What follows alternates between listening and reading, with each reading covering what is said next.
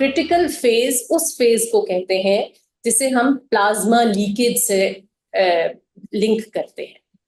Dengue fever एक ऐसा बुखार है और ये बड़ा इसका एक पेक्यूलियर और पैथोगनोमिक फीचर है कि इसमें जब बुखार उतरना शुरू होता है, जिसे हम डेफरवेसेंस स्टेज कहते हैं, तो इसमें कुछ पेशेंट्स में जो सीवियर डेंगू के पेशेंट्स हैं उसमें प्लाज्मा लीकेज का अमल शुरू हो जाता है।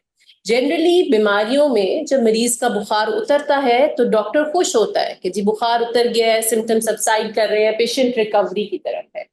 याद रखिए, डेंगू एक ऐसी बीमारी है जिसमें settling of fever is the very very important phase, क्योंकि ये दो रास्ते इख्तियार कर सकता है। या तो सेटलिंग ऑफ फीवर से अगर वो सादा सिंपल डेंगू फीवर था तो पेशेंट रिकवरी की तरफ चला जाएगा, लेकिन in small minority of patients people go into a phase of plasma leakage which happens on the settling of the fever.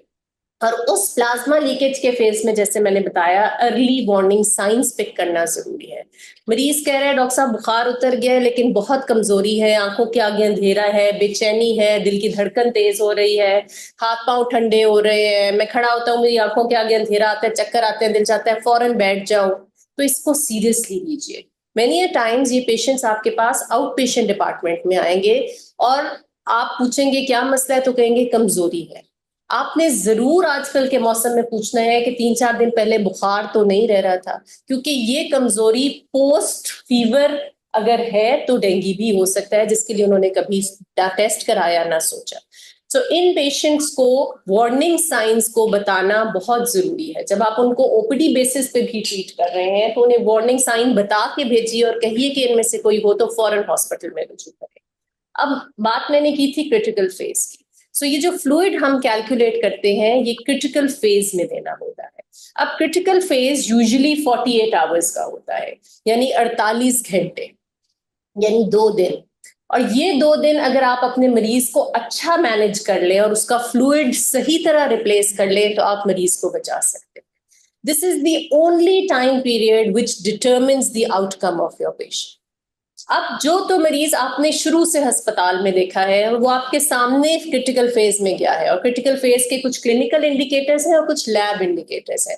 Lab indicators में ये है कि प्लेटलेट काउंट एकदम गिरने शुरू हो जाता है, पेशेंट की हेमाटोक्रिट बढ़नी शुरू हो जाती है, पेशेंट का बुखार सेटलिंग फेज में होता है। और लैब के पैरामीटर्स में मैंने बताया हेमाटोक्रिट, WBC का राइजिंग ट्रेंड आ जाता है। अगर ये सब चीजें हो रही हैं और मरीज को आपने अल्ट्रासाउंड पे देखा है कि उसको गॉल ब्लैडर वॉल में एडीमा आ रहा है या प्लूरल इफ्यूजन आ रही है या हल्की सी पेल्विक या एब्डोमिनल एसाइटिस आ रही है, तो this means this is start of leak fever. अब जब स्टार्ट से ही मरीज को आपने देखा है और आपको पता है कि मरीज किस वक्त लीक फेज में गया है, तो आप कैलकुलेट कर सकते हैं अगले 48 घंटे और आप अपने फ्लूइड को उसके अंदर डिवाइड करेंगे। लेकिन वो मरीज जो आपके पास आया ही इमरजेंसी में शॉक या प्री शॉक में है, इसका मतलब है वो ऑलरेडी लीक में जा चुका है और कुछ घंटे गुजर गए हैं जिसकी वजह से उसका ब्लड प्रेशर भी गिर गया है, उसका पल्स रेट तेज है, उसको फ्लूइड भी एब्डोमेन में या gall bladder wall oedema develop हो गया है, उसकी हेमाटोक्रिट भी बढ़ी हुई है। इसका मतलब है कि वो कुछ घंटे शॉक में ऑलरेडी गुजार चुका है और आपको नहीं पता वो 4 घंटे हैं, 6 घंटे हैं, 8 घंटे हैं, 10 घंटे हैं, 20 घंटे।